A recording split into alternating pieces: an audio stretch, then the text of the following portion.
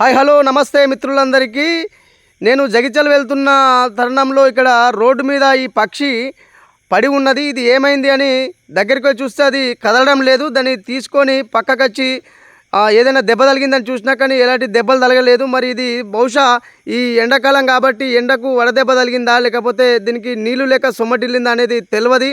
మరి దాన్ని వెంటనే తీసుకొని పక్కకు రావడం జరిగింది. పక్కకు వచ్చి అట్నే వెళ్తున్నటువంటి మా మామ బొల్లె గంగరాజం ఆపి ఈ పక్షికి నీళ్ళు పెట్టేయాలని దీన్ని తీసుకోవడం జరిగింది. తనకు అప్పచెప్పి తన చేతితోటే నీళ్లు పెట్టించడానికి ఒక ప్రయత్నం అయితే చేసినాం. అయితే చాలా అద్భుతంగా ఉన్నది పక్షి, అందంగా ఉన్నది. ఇంతవరకు నేనైతే చూడలేను దీన్ని. మరి ఎన్నో రకాల పక్షులు చూసినా కానీ ఈ పక్షిని చూడలేను. మన మామతోటి ఒకసారి నీళ్ళు పెట్టించే ప్రయత్నం చేద్దాం మనం. చలో రండి. ఇట్లా ఇగో ఒక పొలం గట్టు మీదకి పోయి ఆ పొలంలో ఉన్నటువంటి నీళ్లను దానికి తాగిపియడం జరిగినది. పాపం ఫస్ట్ తాగలేదు కానీ తర్వాత మంచి నేను నీళ్లు తాగింది. దాని తర్వాత మనం ఇక దాన్ని మీద కొన్ని నీళ్లు కూడా జీలకరించినాం, ఎందుకంటే స్నానం చేయించినట్టు. ఎందుకంటే అది పాపం బాగా ఈ వేడికే అట్లా అయినట్టున్నది. ఇంకా ఎండాకాలం పూర్తిగా స్టార్ట్ కాలేదు కానీ ఇట్లా జరిగింది. చూడరు ఇది ఎంత అందంగా ఉన్నది పక్షి. దీన్ని ఇప్పటివరకు నేను చూడలేను, ఇన్ని పక్షులను చూసినా కానీ. మీరు ఎవరైనా చూస్తే చెప్పుర్రి. బహుశా ఇది ఎండకే ఇట్లా అయిపోయిందని అర్థమైపోయింది. మరి నీళ్లు తాగిపించిన తర్వాత కొంచెం హుషారు అనిపించింది. అంతకుముందు అయితే పడి ఉన్నది సొమ్మటిల్లి. మరి దీన్ని తీసుకొని యథావిధిగా మళ్ళీ అక్కడే మనకి ఎక్కడైతే దొరికిందో అక్కడనే పెట్టేద్దాం.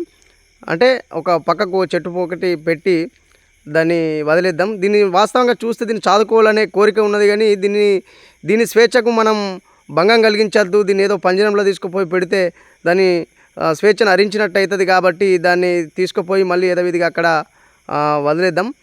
మరి మిత్రులారా, మీరు మీ చుట్టుపక్కలల్లా ఈ ఎండాకాలం ఖచ్చితంగా పరిసర ప్రాంతాలల్లో మీకు సాధ్యమైన కాడల్లా నీటిని నిల్వ ఉంచే ప్రయత్నం చేయాలి. ఎందుకంటే పాపం మూగజీవులు అవి పక్షులు, వాటికి చాలా ఇబ్బందులు ఉంటాయి. ఇంత దిమాకున్న మనమే ఓ టైంలో ఎండకు ఎక్కడ ఇది కాకుండా నీళ్లు లేకుండా అలసిపోతాం. కాబట్టి మిత్రులందరూ ఈ ఎండాకాలంలో ఖచ్చితంగా ఈ పక్షులకు చూడండి ఎంత అందంగా ఉన్నది. పాపం దాన్ని వన్య చూడురి, దాని కథ చూడురి. ఖచ్చితంగా దానికి మనం ఇటువంటి పక్షులు ఎన్నో విధంగా అయిపోతున్నాయి. కాబట్టి మనం ఈ పక్షులను కాపాడుకోవాలి. ఎందుకంటే మనిషి మనుగడలో ఈ పక్షులు ఎంతో ముఖ్యమైనవి. మరి ఇవి గింజలు అక్కడిక్కడ తిన్న పండ్లు అవి ఇవి చేసి ఇది చేస్తారు. ఇక ఇక్కడ మనము వాటితో చెట్లు మోస్తాయి కాబట్టి ఇక ఇక్కడ మనము దాన్ని యథావిధిగా వదిలేయడం జరిగింది. వదిలేసి కొంచెం చూసినా మరి ఇది వెళ్ళకపోతే ఏదైనా హాస్పిటల్ చూపిద్దామని, కాకపోతే వెళ్ళింది. అందరికీ